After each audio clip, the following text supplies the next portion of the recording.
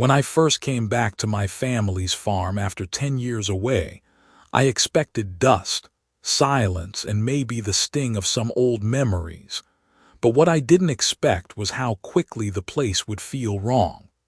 It started the moment I stepped out of my truck, boots sinking slightly into the soft dirt of the driveway, the air carrying a damp, heavy scent that reminded me of rain-soaked soil, and something sharper, faintly metallic, like rust or dried blood. The farmhouse looked almost exactly the same as I remembered: peeling white paint, sagging porch, the old windmill creaking faintly in the distance.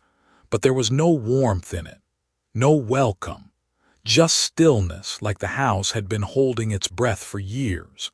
Inside, everything was coated in a thin film of dust except the kitchen table.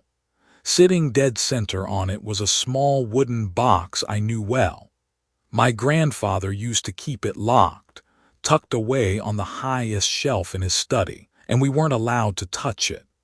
This time, it was sitting in plain view, lid open, as if someone wanted me to see what was inside. The contents were simple: a folded piece of yellowed paper, the edges fraying like it had been handled too many times.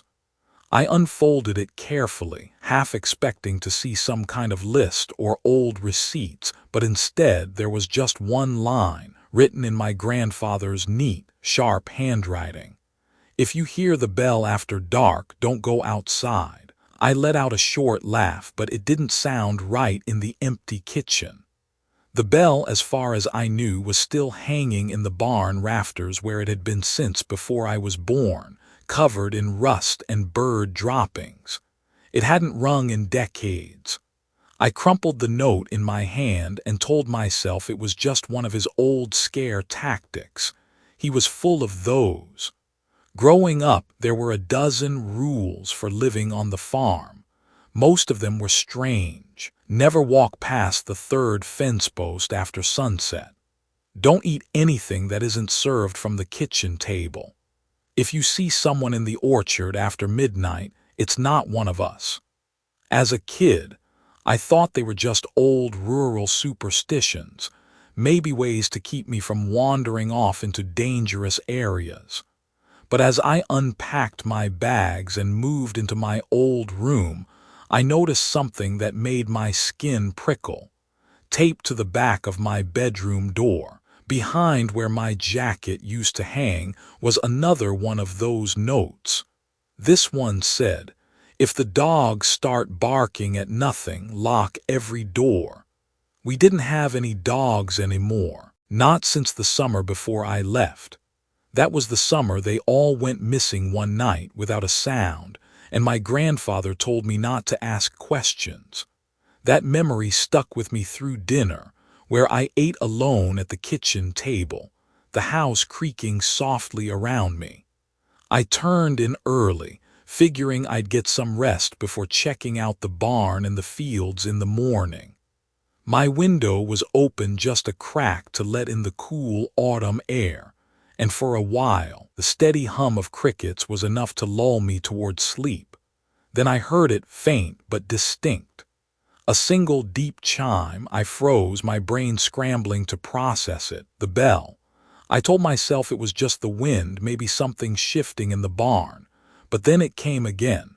3 slow, deliberate chimes, each one deeper than the last, resonating in my chest. The sound didn't feel like it came from the barn anymore. It felt closer. I sat up in bed, straining to hear, and that's when I noticed the crickets had gone silent. The night outside was dead still, but the air through the window was colder now, almost biting, and carried that same damp, metallic scent I'd smelled when I arrived. Against my better judgment, I parted the curtains just enough to peek outside. At the far edge of the field, where the moonlight brushed over the tall grass, someone was standing near the fence. Tall, unmoving, facing the house. I couldn't make out their face, but something about the angle of their head made my stomach twist. My first instinct was to grab my phone, but when I pressed the button, the screen stayed black. Dead battery, even though I'd charged it on the drive here. I cursed under my breath and backed away from the window, my eyes flicking toward the hallway as if expecting someone to be there. Then from just outside my room I heard it again. The bell. But this time it wasn't echoing from the barn or even from outside. It was right outside my door. I sat frozen in my bed, my heart pounding so loud I was sure whoever, or whatever was outside could hear it. The bell sound wasn't just at my door, it was inside my head, vibrating through my teeth like I'd bitten down on metal. I wanted to tell myself it was just a dream, that I'd drifted off and was hearing things, but then came the knock. 3 slow taps, deliberate, too heavy to be the wind or the creak of old wood. My breath caught in my throat. Every nerve in my body screamed at me to stay still, to not make a sound. That's when I remembered the note taped to my bedroom door, the one about the dogs. We didn't have any dogs, but I could swear I heard low, muffled growls somewhere far off in the field, carrying faintly through the open window. Except, it didn't sound like any dog I'd heard before. The growl was deep, guttural, and seemed to drag out too long, like someone trying to imitate an animal but not getting it quite right. My skin prickled, my eyes darting toward the nightstand where I kept a flashlight. My hand closed around it, fingers shaking. I clicked it on and nothing happened. Dead batteries, just like my phone. That's when I noticed the air in the room wasn't just cold. It was damp, like the inside of a root cellar. I could smell that wet earth and faint metallic tang again, stronger now, as if it were coming from right beyond the thin wood of the door. Another knock, this time followed by a long dragging sound like fingernails or claws pulling down the wood. I backed toward the far corner of the room, my bare feet pressing into the old rug which suddenly felt damp under my toes. My pulse hammered in my ears. The dragging stopped. The silence that followed was worse than the noise, a suffocating stillness that made every second stretch like an hour. Then, from somewhere down the hall, I heard a different sound. Footsteps, soft but fast, like bare feet slapping against the wood floor. They moved toward the kitchen, and in the brief pause I thought maybe the thing at my door had left. I took one step forward, then froze again, because now I could hear breathing on the other side, slow, steady, like someone calmly waiting, and then faint but clear, a whisper, low and gravelly, "It's open." I didn't think. I lunged for the window, shoved it open, and swung one leg over. The night air hit me like ice, stinging my skin. My eyes swept over the yard, searching for movement, but the only thing I saw was that figure at the edge of the field, still there, still facing the house. This time, though, there were more.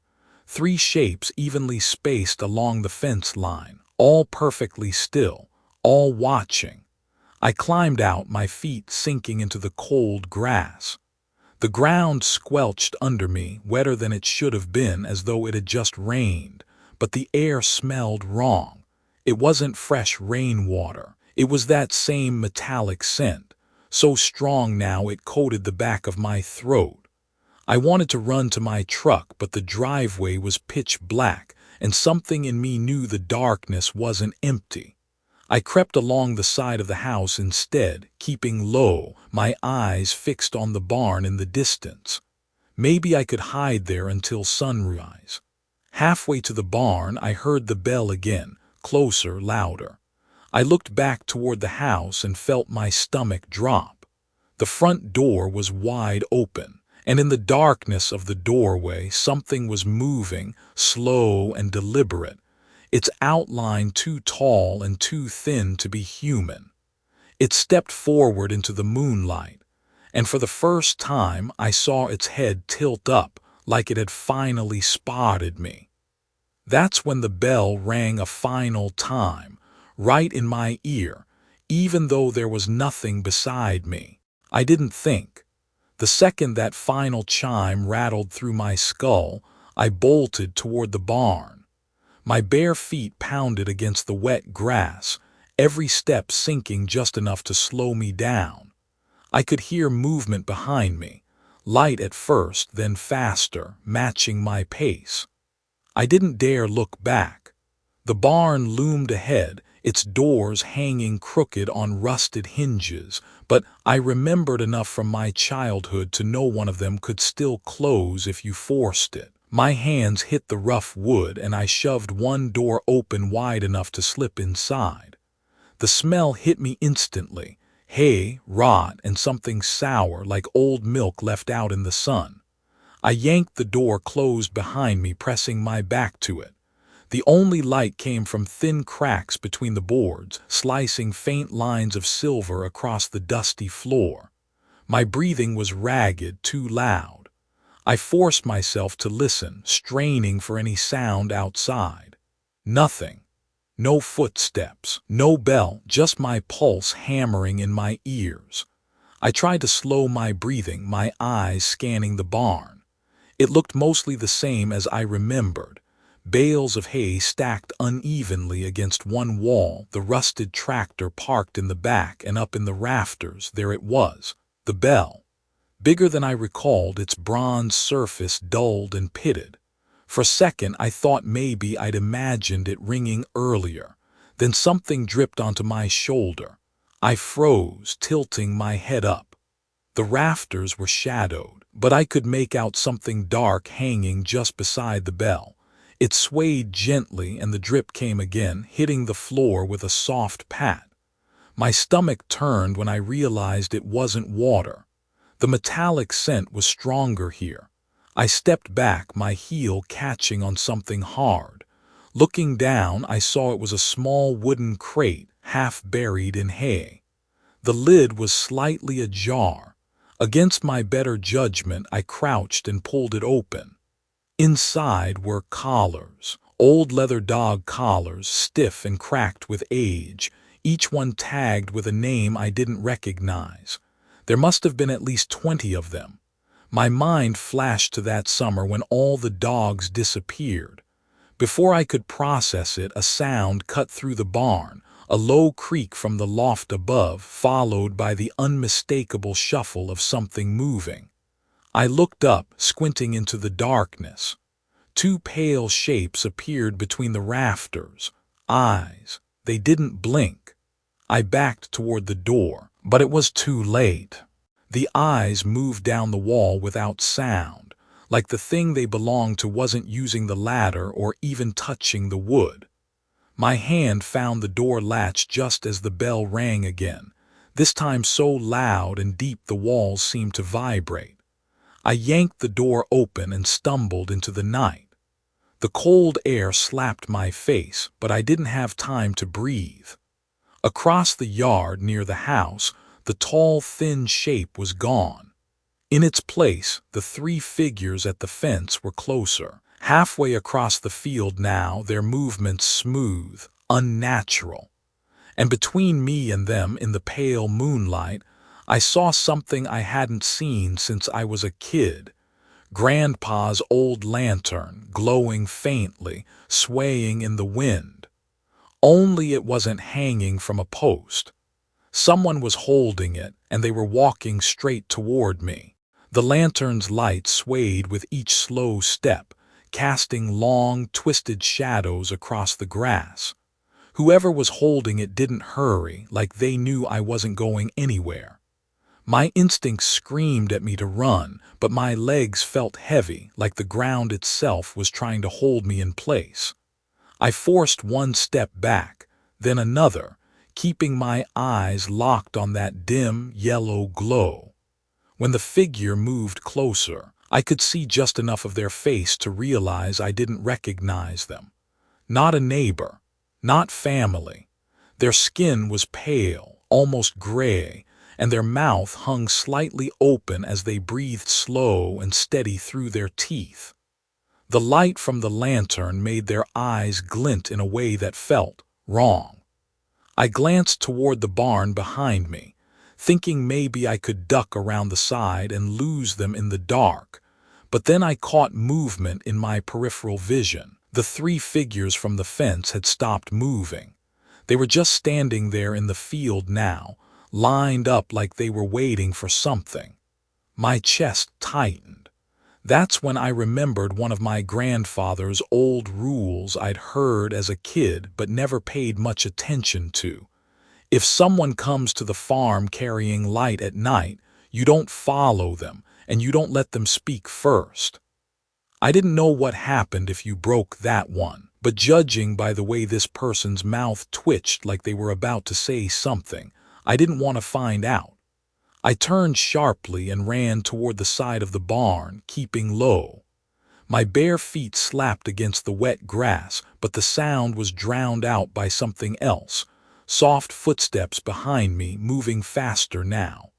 I rounded the corner and froze.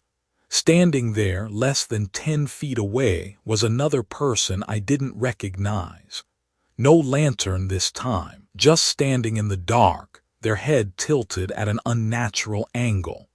The instant they saw me, they started walking forward, slow at first, then faster, their steps uneven like their legs didn't quite work right. Panic surged through me, and I bolted toward the only other place I could think of, the cornfield beyond the old shed. The stalks were tall enough to hide in, even in the moonlight, and maybe I could lose them in there. I sprinted past the shed, the musty smell of rotting wood hitting me as I went, and dove into the rows. The dry leaves scraped my arms as I pushed through, the ground muddy under my feet. My breathing was loud, too loud, but I kept moving, trying to weave left and right in case they were following. Halfway through the field, I stopped and crouched low, listening. Silence. No footsteps. My heartbeat thudded in my ears as I tried to peer through the rows. Then I saw it. A faint light glowing between the stalks, moving slowly side to side like someone sweeping the lantern in an arc. My stomach dropped. They were inside the corn with me. I started to back away, one careful step at a time, but the mud sucked at my feet, each pull making a faint slurp that felt deafening in the stillness. The light got closer. I could hear the rustle of leaves now, deliberate and slow, as if they were circling me. My hand brushed against something hanging from one of the stalks, and when I looked down, I realized it was a strip of old cloth tied around the plant, faded and stained dark. My grandfather used to mark parts of the field like that, places he told me never to enter. My breath caught when I realized I'd stumbled into one. A shadow fell across the rows in front of me, and the lantern light flared, blinding me for a second. When my vision cleared, there was no one there, just the swaying stalks. And then, from directly behind me, I heard a voice whisper my name. The whisper was so close I felt the warmth of breath graze my ear, even though the night air was cold enough to sting. I spun around, my hands clawing at the darkness, but there was no one behind me. Just the thick wall of corn, the leaves shivering in a wind I couldn't feel on my skin. My chest heaved as I tried to calm my breathing, straining to hear anything beyond the pounding of my heart. That's when I noticed the cornfield had gone completely silent. No crickets, no rustle of leaves, nothing. The kind of silence that presses against you, heavy and unnatural. I crouched lower, trying to make myself smaller, my toes curling in the wet dirt. The lantern light was gone, but I knew that didn't mean I was alone. My grandfather once told me, if you can't hear them, it's because they're already too close. The memory made my stomach twist. A faint snap broke the stillness, a single stalk cracking somewhere to my left. I froze, turning my head slowly, but before I could focus, another crack came from the right. Then one behind me. They were moving in a circle. My pulse hammered, and I realized staying still would get me boxed in. I crawled forward, the leaves scratching my arms and face, forcing myself not to move too fast. I could see a faint glow ahead, the edge of the field where the moonlight hit the grass. Just a few more feet and I'd be out. That's when something cold brushed my ankle. I jerked forward, scrambling through the last row and tumbling into the open yard. My palms burned from the fall, but I didn't stop to check. I spun toward the field, expecting to see someone step out after me, but the rows stood untouched, swaying gently as if nothing had passed through them. My breath fogged in the cold air as I backed away, my eyes never leaving the dark wall of corn. Then I heard it, a faint, rhythmic sound like metal tapping against wood. It was coming from the shed a few yards away. My first instinct was to run in the opposite direction, but the tapping stopped as suddenly as it started, replaced by a slow creak. The shed door was opening. The gap widened, and in the darkness inside I could see movement. Not a person. Something taller, its outline jagged, like its limbs bent at the wrong angles. It stayed in the shadows, but I could tell it was watching me. The air around me seemed to drop another 10 degrees, and that metallic scent, stronger than ever, hit me so hard it burned my nose. Then the figure stepped forward just enough for the moonlight to catch a glint of something in its hand. It was holding one of the dog collars from the barn. I took a step back, my heel hitting something soft. I looked down and my blood went cold. Another collar. This one was newer, the leather still supple, and the tag had my name on it. I stumbled backward, my throat tight, but before I could react, the collar in the figure's hand fell to the ground with a soft thud. It took another step toward me, and the bell rang again. So close it felt like it was inside my skull. The bell's chime rattled through me like a shockwave, making my vision blur for half a second.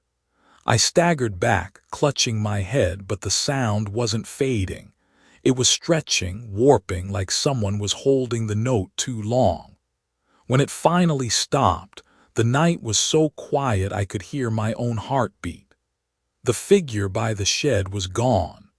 The collar with my name still lay in the dirt, the tag catching the moonlight, swaying slightly as if it had just been dropped. My first instinct was to run to the house, but the rules came back to me. My grandfather's voice in my head, calm but firm. If the bell stops and you don't see what rang it, don't go indoors. Wait. I didn't understand why, but I'd already broken enough rules tonight. So I stayed rooted in place, my eyes scanning the yard, my breath coming in shallow bursts.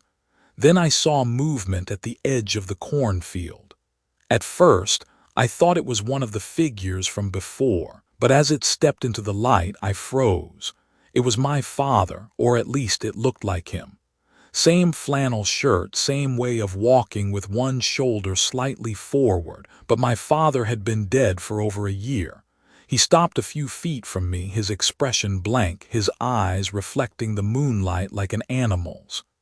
"You shouldn't be here," he said, his voice flat, almost mechanical. My throat tightened. "Dad," I managed to whisper. He tilted his head slightly, then reached into his pocket and pulled out something small and dark. He tossed it toward me and I caught it on reflex. It was another collar, older, the leather cracked and stiff. The tag read a name I didn't recognize, Daniel Crow. I looked back up, but he was gone. No footsteps, no sound, just the empty yard. My skin crawled. My father never talked about Daniel Crow, but I remembered hearing that name once years ago when I was supposed to be asleep. A late-night argument between him and Grandpa. The only words I could make out were trespass, and the field took him. I didn't know what that meant back then. Now I wasn't so sure I wanted to. I glanced at the house again. Every window was dark, but I couldn't shake the feeling that someone was watching from inside. Then from somewhere deep in the cornfield, I heard it. The faint, deliberate sound of someone walking in a slow, steady circle. The sound grew louder and then, without warning, it stopped. A second later, something landed at my feet with a wet thud. I looked down and felt my stomach twist. It was a dead crow. Its wings were spread awkwardly, and around its neck, impossibly, was another collar. This one was smaller, almost child-sized, and the tag had no name, just a number. 7. Before I could process it, the bell rang again, but this time it wasn't from the barn. It was coming from inside the house. The sound of the bell from inside the house made my chest lock up. I'd only ever heard it ring outside, near the barn or at the far fence line, but never from within those walls. Every rule I'd half remembered screamed at me not to go in. Yet the house was the only place I knew like the back of my hand, the one place that had always felt safe as a kid. That memory clashed hard with the cold reality in front of me now. My feet moved without me deciding, carrying me slowly toward the porch steps. Each creak of the old wood seemed louder than the last, like the house itself was warning me away. I stopped at the door, hand hovering over the knob, and listened. Nothing. The bell was silent now. The air smelled faintly of dust and something else, like rain-soaked earth, even though it hadn't rained in days. I pushed the door open. The hinges groaned, and the darkness inside seemed thicker than it should have been. The faint moonlight through the windows barely touched the floorboards, and the silence in there pressed down heavy. I took one step inside, then another, my bare feet cold against the warped wood. The living room was exactly as I remembered. The old floral couch, the heavy curtains, the grandfather clock that hadn't worked in decades. But there was something new. On the coffee table sat a lantern, identical to the one I'd seen outside earlier, its dim flame swaying gently. I reached out toward it but stopped when I noticed something on the floor beneath the table, a line of small objects arranged in a circle. I crouched down, my heart hammering. They were animal bones, clean, white, and polished, like someone had taken time to prepare them, and in the center of the circle was a collar. This one had no tag at all. My skin prickled. I stood up quickly, backing toward the hallway that led to the kitchen. As I passed the staircase, I caught movement from the corner of my eye, someone standing at the top of the stairs.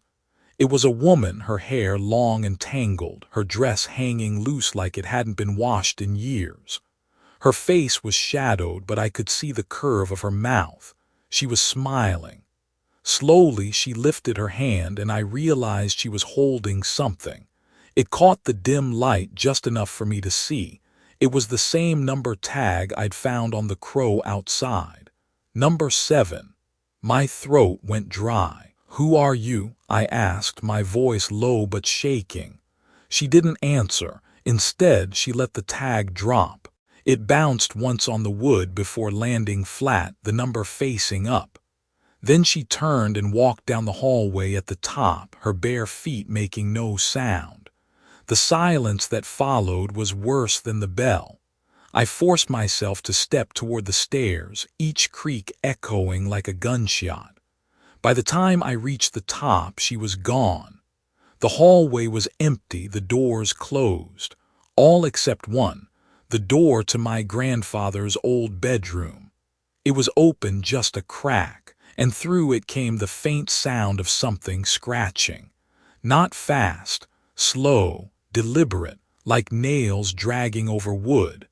I reached out, pushed the door open, and froze. On the bed lay a row of collars, lined up neatly from smallest to largest. At the head of the bed, carved into the wall, were the words, "Don't let the 7th one in." The words carved into the wall didn't look fresh, but the edges of the letters were deep and rough, like whoever made them had pressed the blade until the wood splintered. My fingers hovered over the grooves, not daring to touch. "Don't let the seventh one in." My eyes drifted back to the collars laid across the bed. There were 6 of them, each different in size and wear, some cracked and frayed, others almost new. The smallest still had a faint trace of red on the leather, and I had to look away before my mind filled in the rest. I remembered the number tag from the crow outside, 7. My pulse kicked harder. If the tag was out there, did that mean the 7th wasn't inside yet, or was it already here waiting? I stepped back, my heel knocking into the door frame. That's when I heard the floorboards creak behind me. I turned fast, expecting the woman from the stairs, but the hallway was empty. The scratching sound had stopped too. The silence felt unnatural, almost staged. I moved toward the doorway, keeping my eyes on the shadows at the far end of the hall.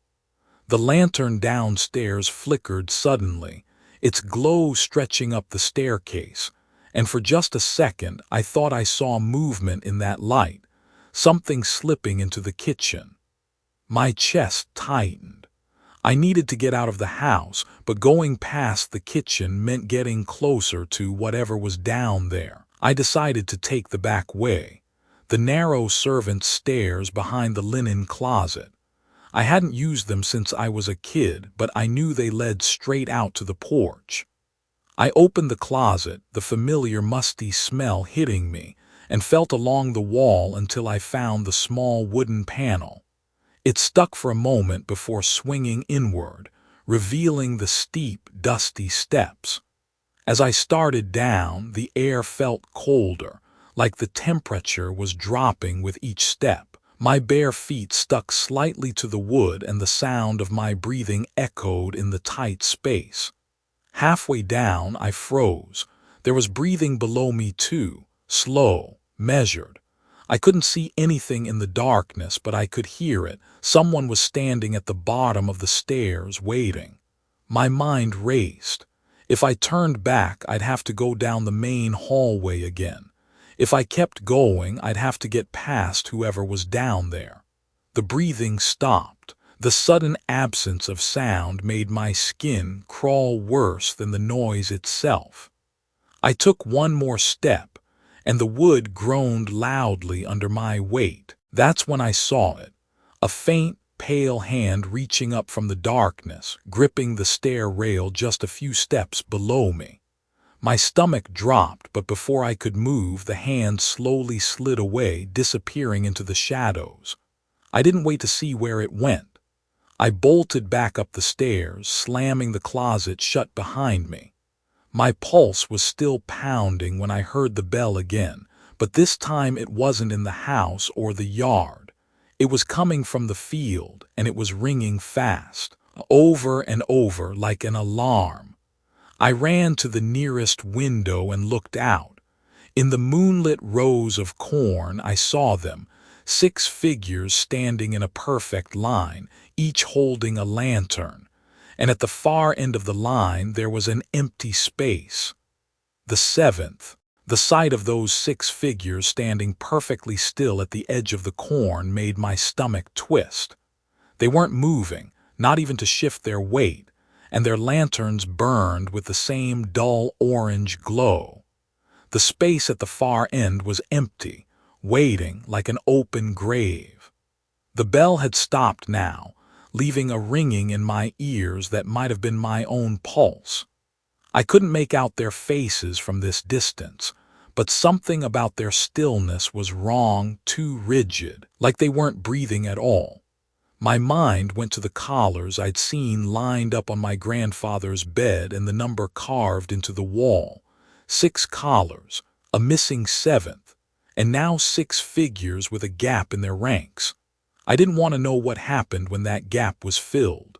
I pulled back from the window, my hands trembling. I needed to decide, stay in the house and risk whatever was inside, or go outside and face whatever those things were.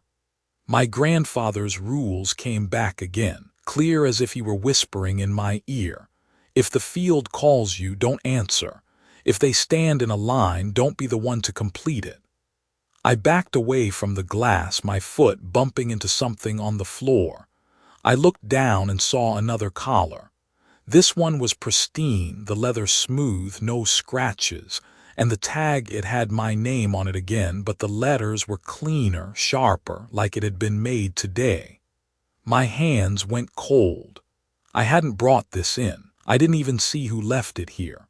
From outside, I heard a faint shift like a foot dragging through the dirt. I forced myself to look. One of the figures had turned. Slowly, their head tilted up toward my window.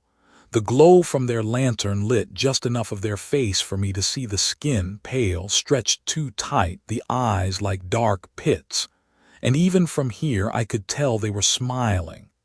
I stumbled back, knocking over a chair, the crash echoing through the house. That's when I heard it, footsteps inside.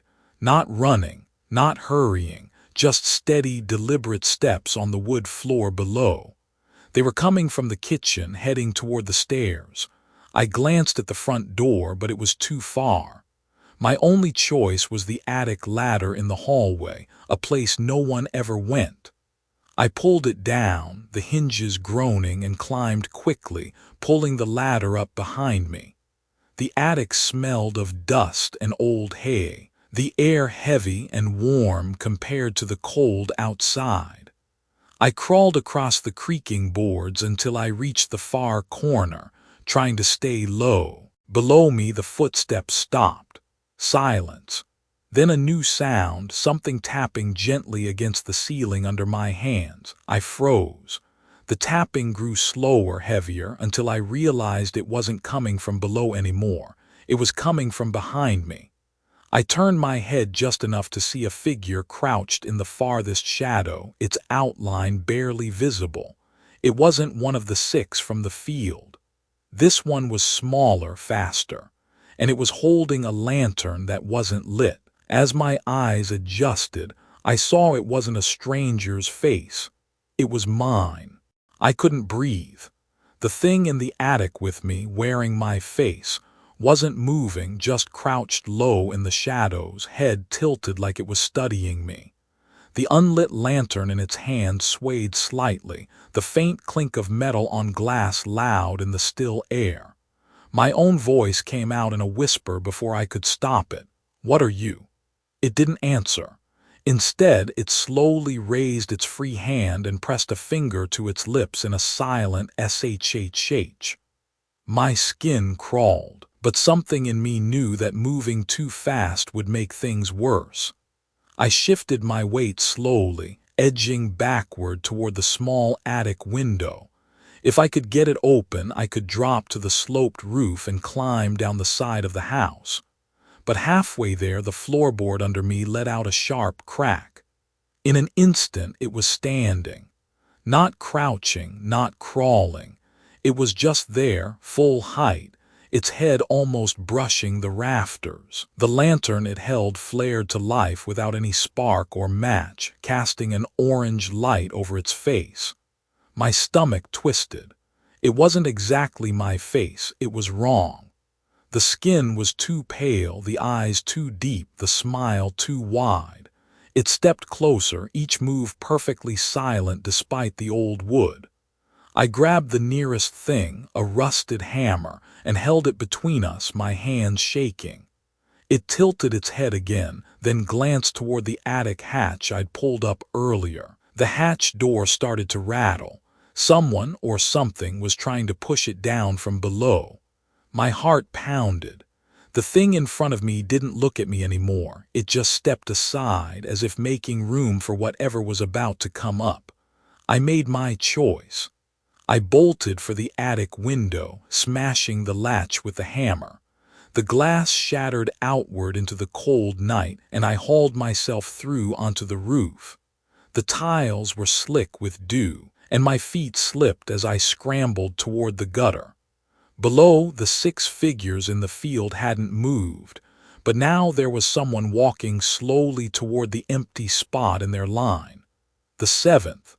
I couldn't see their face, but my chest tightened when I noticed the collar around their neck, smooth leather, a tag glinting in the moonlight.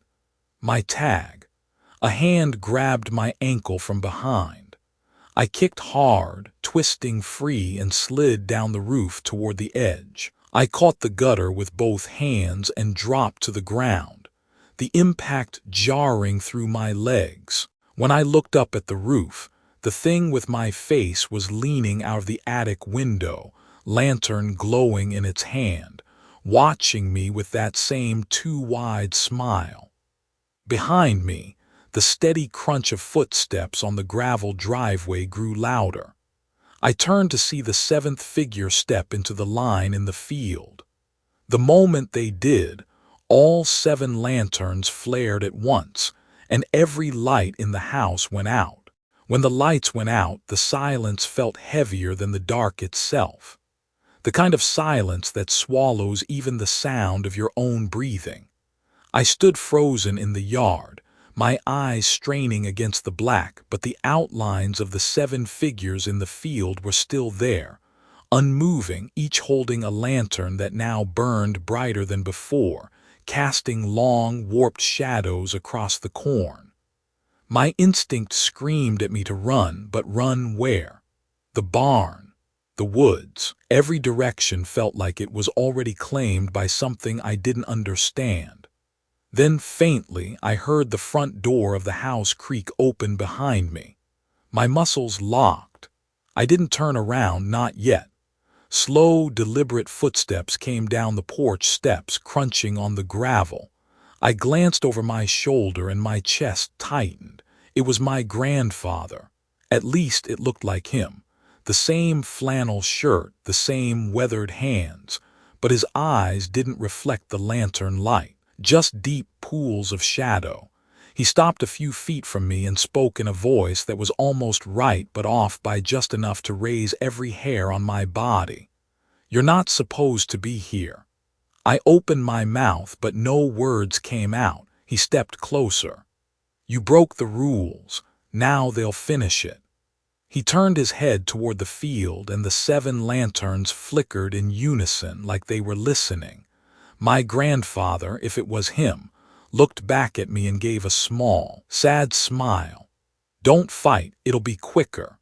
Something inside me snapped at those words. I took a step back, then another, my eyes locked on the field.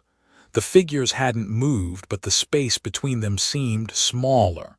Like the rows of corn were bending inward, drawing me toward them.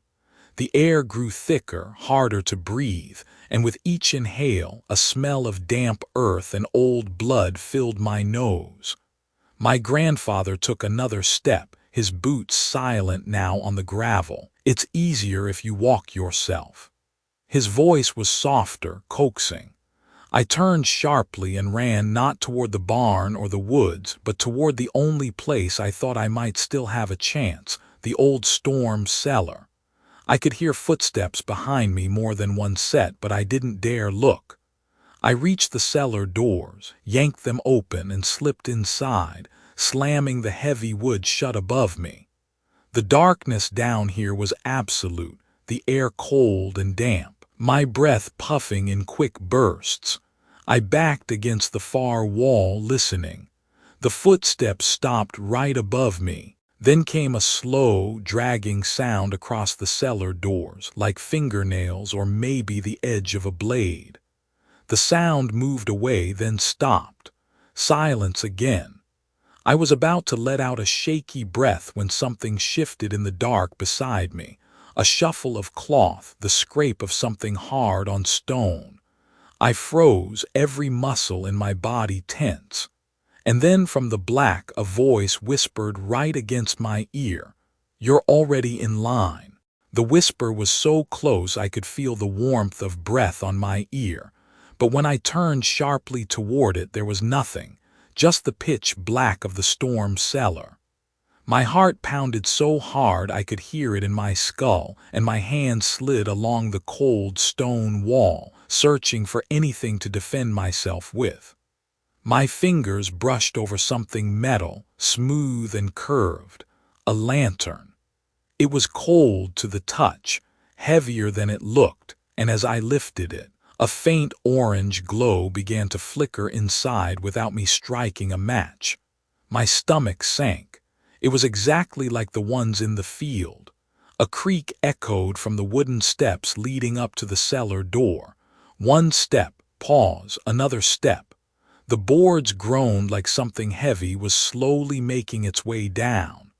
I backed farther into the corner, holding the lantern out in front of me, though I didn't know if it would help or hurt. When the figure finally came into the light, my breath caught. It was me again. Not the wrong-faced double from the attic, but me exactly, down to the dirt on my jeans and the sweat clinging to my hair. He, or it, smiled in a way I never have, and without breaking eye contact, set its own lantern down on the floor beside mine. The two flames flared at the same time, casting more light into the cellar. And that's when I saw them. Lining the walls were more figures, standing perfectly still, each one holding a lantern. They were all me, every single one.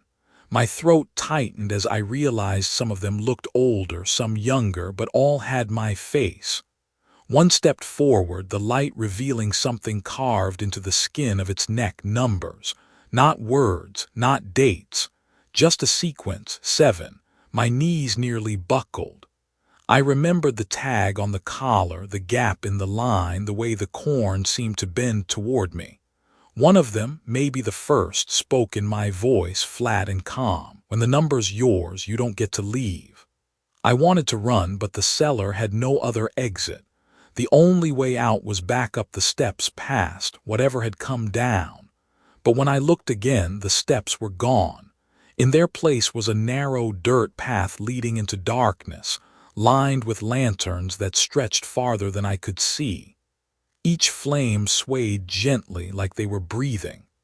The copies of me began to move, slowly turning toward that path, and I felt my own legs twitch, like they wanted to follow. My hands shook as I fought to stay still, gripping the lantern so tight my knuckles ached. Then, far down the line of lights, I saw it, an empty space where a lantern should have been. And I knew, without a doubt, it was waiting for me. I stared at the empty space far down the line of lanterns, my chest tightening like a rope was being pulled around it. The others, my other selves, kept moving toward it in slow, deliberate steps, their lanterns swinging gently at their sides. The dirt path looked impossibly narrow, and the air around it felt thick, almost like standing too close to a fire, except there was no heat, just pressure. My mind screamed at me not to move, but my legs had their own plan. I took a step forward before I even realized it. The ground under my boots felt softer than it should have, like it would swallow me whole if I stood too long in one place. The version of me who'd spoken earlier glanced over his shoulder, his eyes dark and unblinking. "It's easier if you don't fight it," he said, his voice steady, like we were discussing the weather. I clenched my jaw and forced myself to stop. "What happens when I get there?" I asked, my voice trembling. None of them answered. The silence made my skin crawl worse than any reply could have. From somewhere far down the path, I heard a faint metallic clink like a collar being fastened. My stomach turned. That sound was burned into my memory from earlier in the house. I thought about running into the dark away from the lanterns, but the instant the idea crossed my mind, the light in my lantern flared, almost blinding me. Every copy of me turned to look at once, their heads tilting in perfect unison, eyes glinting in the glow. My pulse spiked. They started to close in, tightening the space around me. I stumbled backward, my boot hitting something solid. I turned and froze. Behind me, where there should have been a cellar wall, there was now another doorway, wooden, warped with age, the frame slick with moisture. It hadn't been there before. A low hum vibrated through the air, not loud but deep enough to feel in my bones. One of the copies whispered, "Through there." My gut screamed not to, but the circle they'd formed left me no choice. I stepped toward the doorway, gripping my lantern tighter. The hum grew louder as I crossed the threshold, and the ground changed beneath me, from dirt to something that crunched faintly like dried husks or brittle bones. The air smelled of wet earth and something sweet, rotten, familiar. I realized it was the smell from the field. I lifted the lantern higher, its glow revealing rows of corn, but wrong. The stalks were blackened, twisted, the leaves sharp as knives. Hanging from some of them were collars, swaying gently like wind chimes. Each one had a tag, and as I passed, I saw my name over and over again. Different handwriting, different metal, but always my name. The hum deepened, and from between the stalks ahead, 2 points of orange light appeared, moving closer in a slow, deliberate rhythm. Lantern light. But there was no figure holding it. Just the lantern, floating, swaying, coming straight toward me. The floating lantern swayed closer, its glow pulsing like it had a heartbeat. Every instinct told me to run, but the blackened corn rose high and tight on either side of the narrow path, closing me in. My boots crunched on the brittle husks underfoot with every backward step. As it drew nearer, I noticed the flame inside wasn't steady.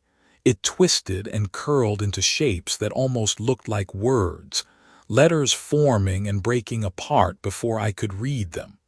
My mouth was dry, my hands slick on the lantern's handle.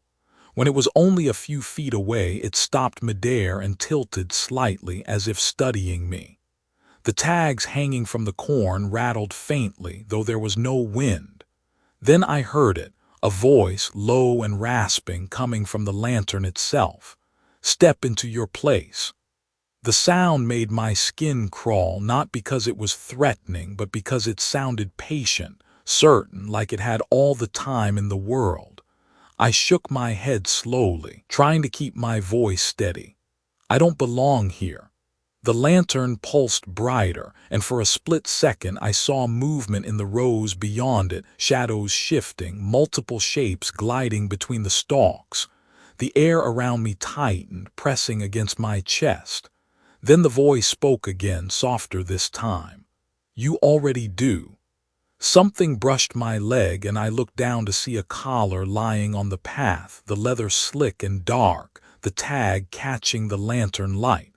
My name. My knees almost buckled, but before I could move, a hand shot out from the corn and grabbed my wrist. It was cold, fingers too long, grip unbreakable. I yanked back hard, the lantern in my other hand swinging wildly and throwing jagged shadows across the path.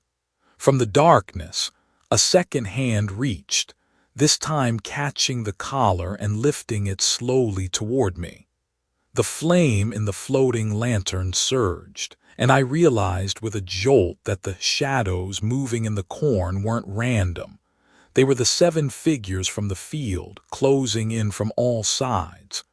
Their lanterns bobbed gently above the stalks, and every one of them was angled toward the empty space in their line. My space. I wrenched my wrist free and stumbled backward, only to slam into something solid. I turned, and my stomach dropped. It was the version of me from the attic, lantern burning in one hand, the other holding a collar open like an invitation. His smile was wider now, too wide, stretching unnaturally across his face. The floating lantern moved between us, hovering just inches from my chest. "Step in," the voice said again, almost a whisper now. And all around me the lanterns in the corn began to flare one by one, each burst of light drawing the circle tighter. The floating lantern hovered inches from my chest, its glow spilling over my shirt and making my skin look sickly pale. My double from the attic still stood there with that impossible grin, holding the collar open like it was meant for me and me alone. Behind him, the blackened corn seemed to lean in, the dry leaves rustling as if they were whispering to each other. The 7 figures from the field stepped into the path, their lanterns swaying in rhythm, their faces still hidden in shadow. I could hear my own heartbeat in my ears, loud and uneven, each thud pushing me closer to doing something stupid. "I'm not one of you," I said, though my voice cracked halfway through. My double's grin widened, if that was even possible, and he took a slow step forward, holding the collar higher. The floating lantern between us pulsed like it was breathing, and for a moment I felt my own lungs sinking to its rhythm. My vision narrowed. The collar was suddenly all I could see. The leather didn't look old anymore. It looked new, warm, alive. The tag gleamed like fresh metal. My name was carved deep, so deep it seemed to pulse with the same faint light as the lantern. "It's yours," my double said, his voice soft but echoing like it was bouncing around inside my head instead of coming from his mouth. My knees weakened, and I took an involuntary step forward. The moment I did, the 7 figures stopped in unison, their lanterns tilting slightly, like predators watching prey take the bait. My hand twitched toward the collar, and that's when I heard it. A sound from somewhere far behind me beyond the corn. Footsteps. Real ones. Fast. Someone was running toward us. My double's grin faltered for just a second, and the floating lantern dimmed slightly, as if the connection between us had been interrupted. The footsteps grew louder, crunching hard on the brittle husks. I turned my head just enough to see a silhouette breaking through the corn. A person, tall, moving fast, carrying something long in one hand. Before I could process it, they stepped into the light of the lanterns, and my blood ran cold. It was my grandfather, the real one. I knew it instantly, not because of his face, but because of his eyes, sharp, human, filled with anger instead of that hollow blackness. He didn't stop running. "Drop it," he barked, and in that instant, I realized he wasn't talking to me. He was talking to my double. The grin on the other version of me collapsed into something ugly, almost inhuman. The floating lantern flickered violently, and the 7 figures began to move again, this time faster. My grandfather reached me, shoving me back behind him, and raised what he was carrying, a rusted, heavy axe. "Get to the house," he hissed, his eyes never leaving my double. I hesitated, torn between obeying and watching what would happen next. That hesitation cost me. The floating lantern surged forward, slamming into my chest, and for a split second the world went white. When the white light faded, I was on my knees in the middle of the field, gasping like I'd been underwater for hours. My hands were empty. The lantern was gone, but the smell of burned leather clung to my skin. I blinked hard, trying to focus, and saw my grandfather standing a few feet away, his axe buried deep in the dirt. The 7 figures were gone. The blackened corn was gone. All around us was just the normal field I'd known since I was a kid, swaying gently in the night breeze. But my double, he was still there, a few yards away, standing perfectly still, eyes locked on me. His grin was gone now, replaced by something worse, pure, cold hatred. My grandfather stepped between us, breathing hard, his voice low and sharp. "Go inside, now." I didn't argue this time. My legs felt heavy, but I forced them to move, heading toward the faint light of the farmhouse in the distance. Behind me, I heard the sound of something wet hitting the ground, and then the sharp crack of the axe being yanked free. I didn't turn around. Every step toward the house felt longer than it should have, like the ground was stretching. When I finally reached the porch, I realized the front door was wide open. The warm glow from inside spilled out, but it didn't feel inviting. It felt like a trap. I hesitated, glancing back toward the field. My grandfather was gone. So was my double. The field looked calm, quiet, as if nothing had happened. My chest ached with each breath, and I felt the urge to run anywhere but here. Still, I stepped inside.